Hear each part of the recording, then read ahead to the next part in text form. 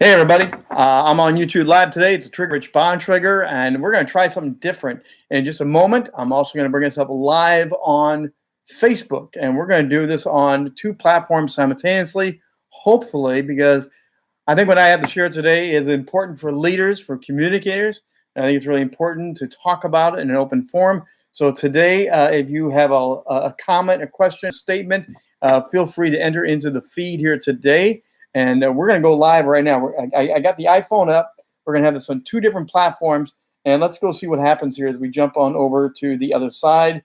We're trying to jump over to Facebook at the same time. Hey, we are live on Facebook at the very same time. Hey, everybody on Facebook live. Let's see if I can get this to work for you. We are trying a grand experiment today. We are on YouTube over on this side. We are on Facebook over on this side.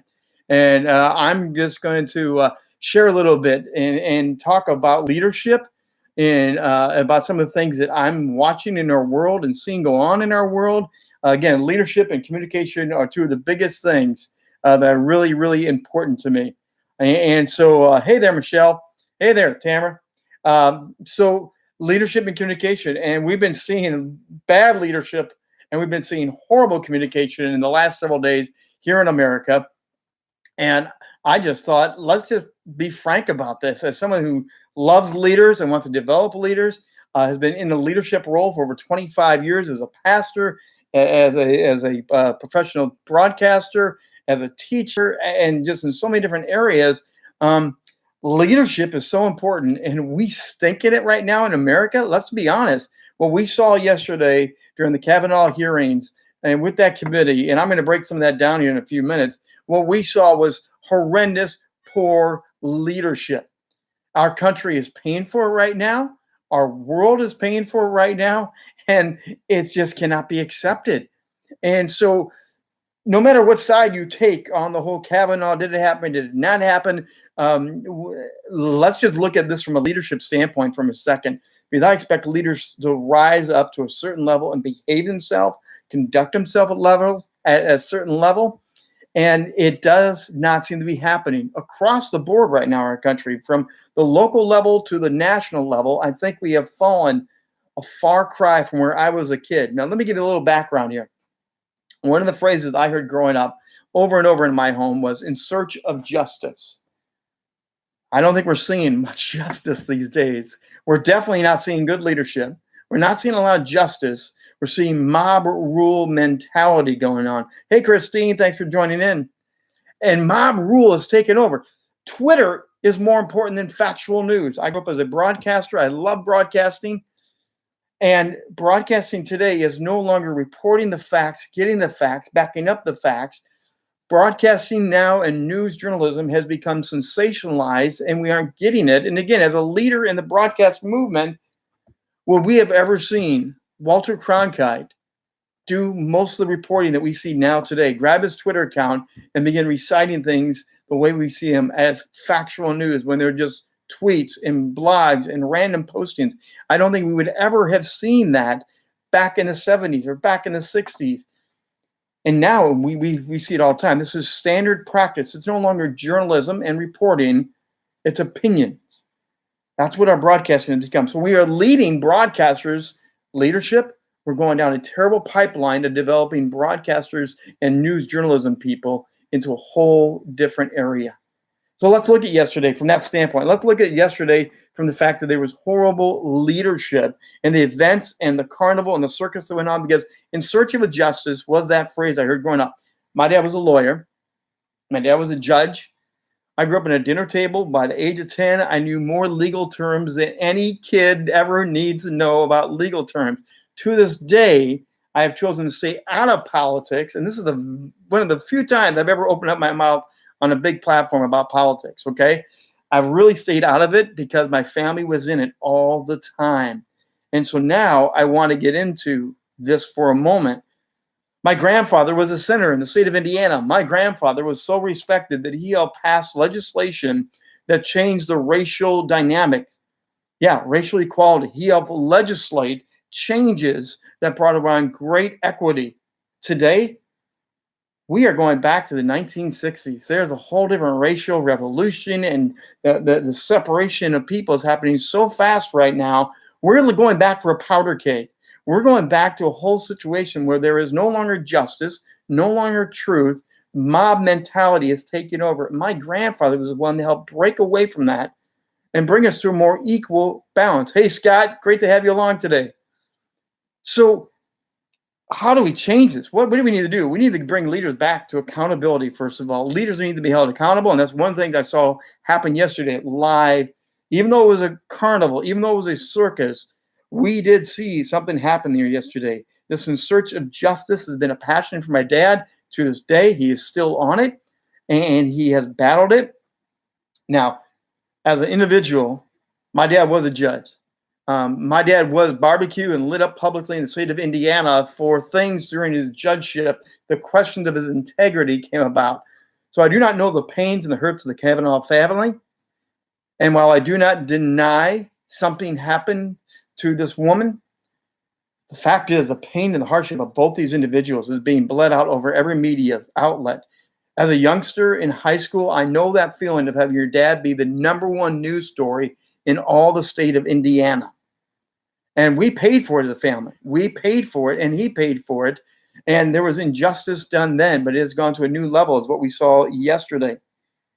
Starting right with the very beginning of it, right starting from when Judge Kavanaugh sat down yesterday, the chairman opened up and tried to begin the session, and immediately the oppositional party began to try to shut down the proceeding as soon as Kavanaugh was sitting there. Now, earlier, all the other proceedings had not had this push. Partisan lines are so diverse right now. We are so separated on Republican, Democrats, on policies and procedures, and we are not letting justice be served. Truth is not coming out. No one's searching for truth anymore. So this in search of justice and truth. What we saw yesterday was a complete logjam as the chairman is beginning, and for 14 minutes, go back and run the tape. You can find it on YouTube, and in fact, I'm going to have a link down later on after we're done with the live feed. I'm going to post some of these so you can go back and look for it. Over 14 minutes was a long, long pause. Hey, Kay. A long pause of 14 minutes of trying to derail and shut down the proceedings, and the chairman continued to go on and did not acknowledge, did not want to let them enter into it. And finally, he paused, and he talked about, because they were taking shots at his character, and they were trying to use his character against him. And he talked about the fact, as a man of character, I will continue these proceedings because we need to continue the proceedings. That was a great leadership move right there. That's a leader going through tough times, leading through tough times, when in fact, the Democrats were trying to shut the proceedings down after the other individual had already spoken, after half the process was already underway. Now they want to turn it down and shut it down. Now, as that went on, after the 14 minutes, they finally went into, and they got into a lot of details and questions. Again, I'm not going to get all into that. I'm not a lawyer. My dad is, and I've ignored being a lawyer, okay?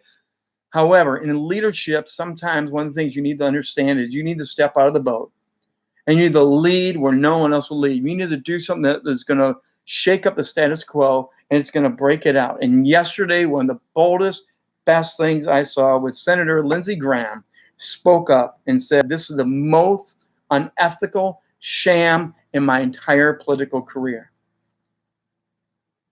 Wow. For a few minutes, he owned that crowd.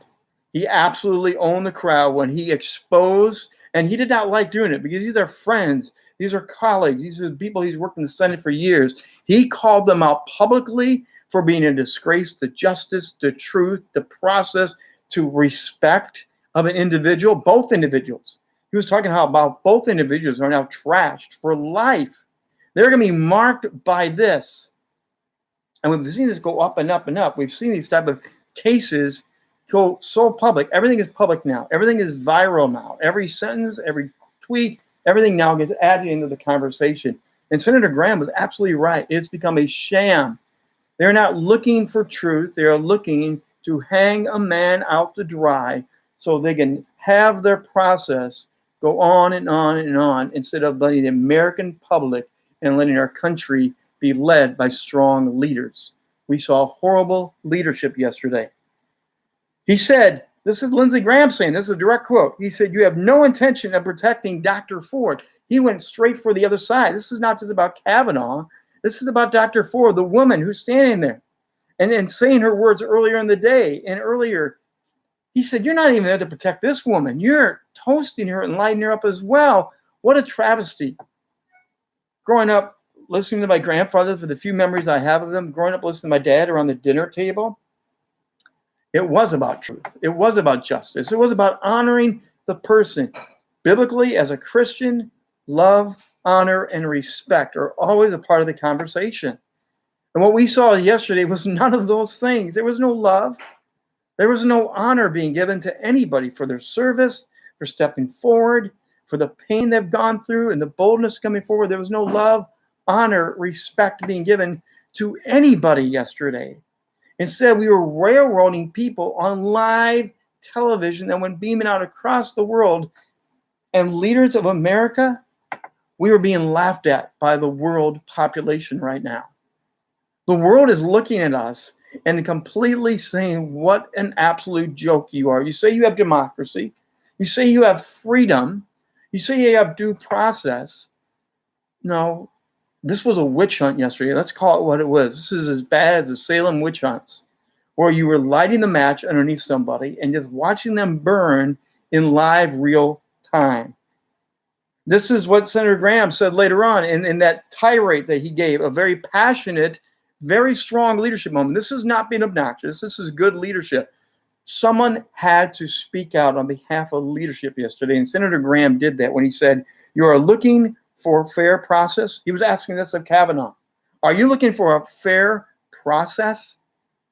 You came to the wrong town at the wrong time, my friend. This is not a job interview. This is hell. You hear that? Senator Graham just called it out for what it was. This was supposed to be an investigative Q&A dialogue and trying to find out the truth. And is he qualified for the job? Is this man qualified? Not long, 35 years ago, every one of us, it was said beautifully yesterday, every one of us as a young person makes a mistake.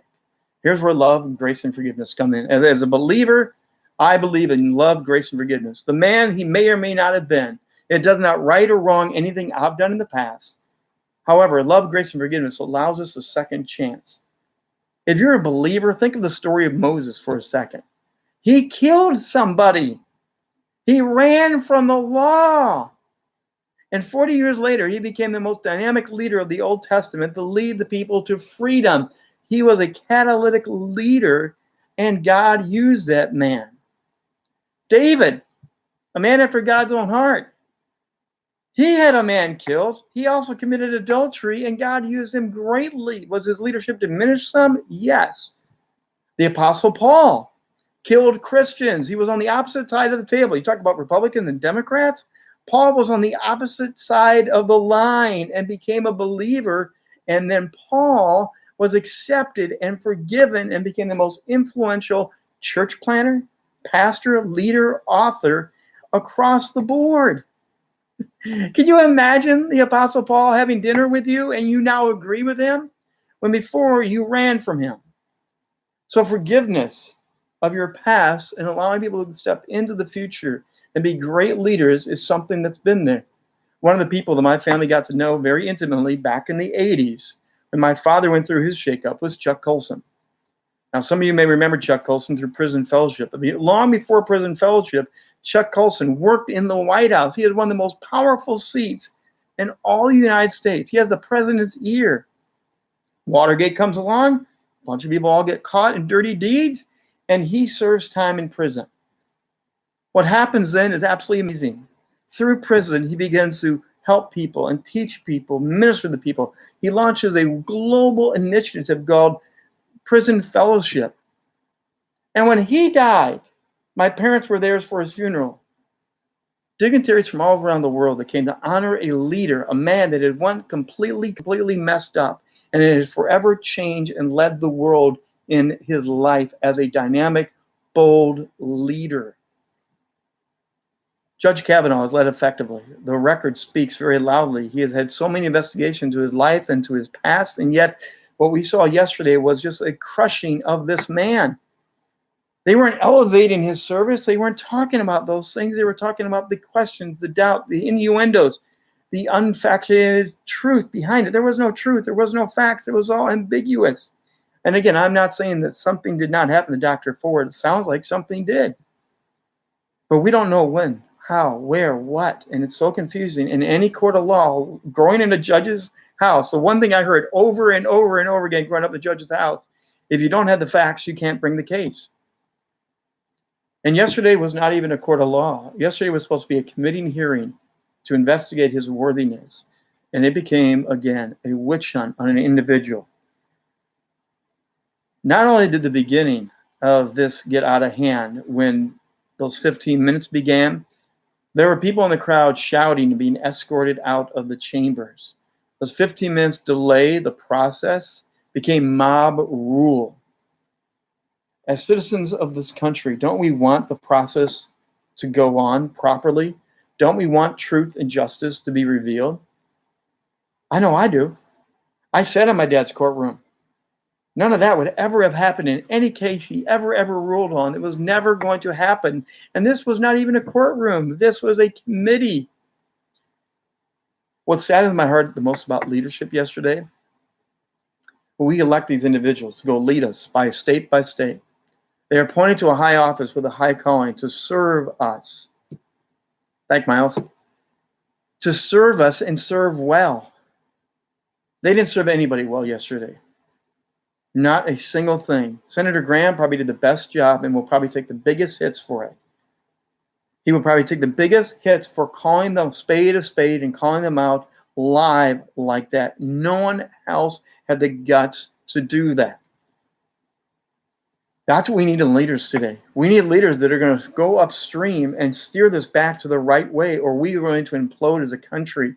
The racial divide is only getting wider. I grew up in Elkhart, Indiana, where I had a lot of friends, black, white, Asian, Hispanic.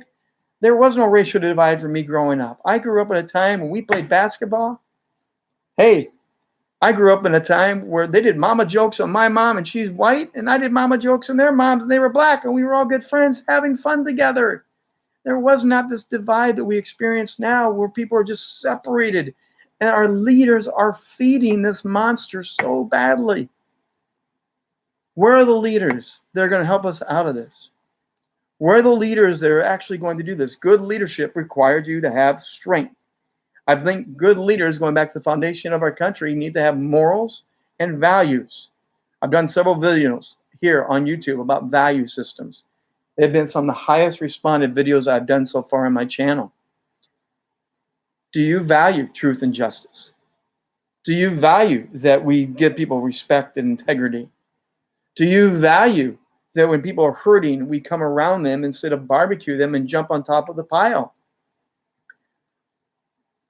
Let me give you a couple scripture passages, because again, our country was founded on the Bible truths. Whether you believe it or not, they were instrumental in our leadership development. In 2 Timothy, it says, they will reject the truth. We're rejecting a lot of truth these days. Every man is created equal. That's what we were led to believe growing up. That's what I was taught in social studies classes. Every man, every woman is created equal. We are rejecting that truth again today. In 1 John, it says that they don't know the truth for lies. That's what Senator Graham was talking about yesterday. We don't know the truth for lies anymore, folks. It is so out of control. And leaders, you need to fight for the truth. You need to give something that no one else is going to be able to bring. You have a platform and a stage and accountability that you are going to be able to help everybody else and do. Let me read from the book of Proverbs. An honest witness tells the truth. A false witness tells a lie. An honest witness. Part of the confusion of leadership yesterday was we could not even get to the truth because the truth had been hidden behind closed chambers. Those closed chambers held on the information at the last second, and when the last second came, they opened up private information and divulged it and leaked it out. And then they don't even own up to it. If a leader is going to do something, you should own up to it. As a leader, take responsibility for your actions. Yesterday, they hid behind the veil and the curtain of secrecy, of half denials, of forgotten statements. One thing that Judge Kavanaugh did do yesterday is he completely exposed his calendar in his life. He opened up his calendar and showed names and dates and friends and put them all out there for everybody to go Google and find and follow up on. That's an amazing statement of leadership and not being afraid of any truth. He put himself totally exposed, not just before a committee, but before the entire country and world. I applaud that type of leadership. No matter what happens with the Senate hearing, and right now they're meeting right now. They're in chambers right now deciding the fate of these proceedings and going forward and not going forward. This is not about that. This is about leadership. This is about something that I really, really believe in so much. In the Old Testament, Habakkuk, a book that not very many people read or study, but Habakkuk had an amazing writing. This is from a prophet, and there were leadership issues going through all through his time, and justice was a mess. Look at what it says here. The law has become paralyzed, and there is no justice in our courts. For the wicked outweigh the righteous, so the justice has become perverted. Do I need to repeat that? Habakkuk. Justice has become perverted. Do you believe that justice has become perverted? If you believe that and you're watching right now, give me a thumbs up, give me a clap, give me a yes, because this is what we're seeing today, is that this is perverted. We are seeing justice, the thing that I grew up believing in, is completely gone. So today, I just wanted to get out there. This was eating me last night as I watched the proceedings, I watched the news accounts. Again, media, shame on you. Shame on you for fellow broadcasters not leading this better. If you don't have the facts, quit doing opinions and shut your mouth and get back to doing what Walter Cronkite and Dan Rather and many others did. Report the facts and only the facts, and give us the facts as you know them. And if you cannot have the where, what, when, how, two sources to back it up that ironclad will guarantee it, don't report it. Put down your cell phones during the broadcast and stick with the facts. I think it would really help our country. I think it would really heal our country a lot if we get back to that type of love, respect, and leadership. We may not like everything the president does, but he is our president. And one thing the Bible also teaches, we are to honor our leaders. One of the biggest conversation pieces I hear right now is, I can't honor them. There's no honor due to our leaders right now because they have become a joke. They've become an embarrassment to most of us around our offices, our homes. We would rather do anything but to listen to them. Leaders, senators, congressmen, judges, lawyers. Just look at the NFL. That's a complete mess, and our kids admire them as leaders. They're influencers. Do we understand how bad this has gotten, that now the trickle-down effect is affecting all areas of life? If you're going to be a leader, if you're going to step in the arena of being a leader, one of the first things I teach people at a very high level is you have to understand that sitting in the hot seat is a very important thing. You cannot duck and weave. You cannot hide. If you're going to lead, you have to step out and get way outside of it and lead from in front of it. That's my prayer. That's my hope. That's why I'm doing this today. It's because I'm not just filling up airspace. I'm not just trying to get more tweets and follows and acknowledgments. What I really dream about is America getting back to America. When instead of having a woman get crushed like the way she has, that we would have the ability to hear her story, investigate it properly, and they have tried to, and they have done so.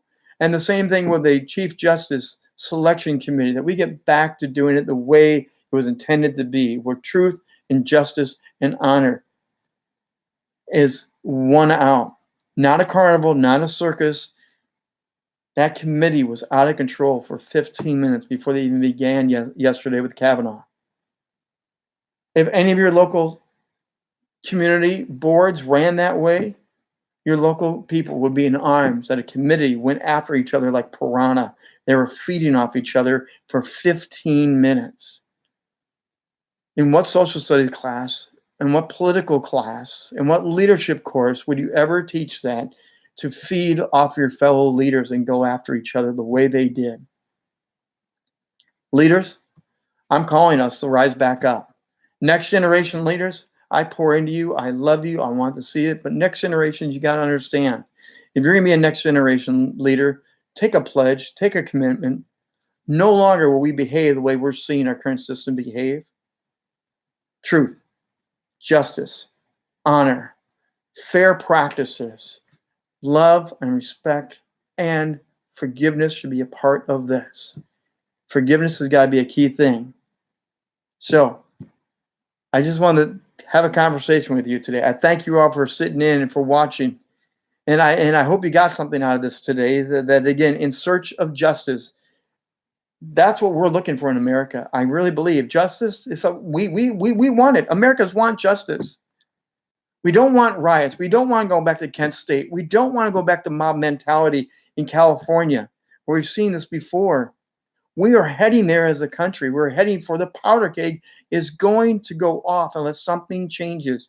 And it's got to begin with the top-down leaders. It has got to begin all the way through. Leaders cannot behave like they are, and citizens, we've got to start trusting our leaders again. It's going to be the hardest thing to do. But one thing, leaders, look behind you right now. Leaders have people following them. Leaders have people embracing their statements, their behaviors, their conducts, their ideals. That's what leaders get out of people. Leaders, right now, look behind you and see if anyone's following you. Is anyone really following you right now, or do we just have a mob fighting and eat each other up? My prayer, no matter what happens today, that America would conduct himself with truth, justice, honor, respect, and leaders get back to leading effectively and well and with dignity. And maybe my grandfather, who passed away years ago, could be happy again, because right now my grandfather would be grieving that he was ever a part of a system like this. My father is not involved with the judgeship anymore, and he left the judgeship stating on public record, I can follow God's law or I can follow man's law, and the two are in complete polar opposite of each other. This was back in the 80s. It's still true today. We can follow God's law, the precepts of love, forgiveness, dignity, respect, justice, or we can follow the way of the world right now.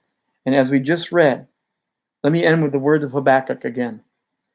The law has become paralyzed, and there is no justice in our courts. The wicked far outweigh the righteous, so justice has become perverted.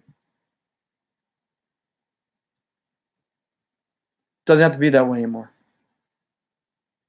Let's get back to real justice, real process, and real leadership, and let's knock all the other nonsense off. Can we, please?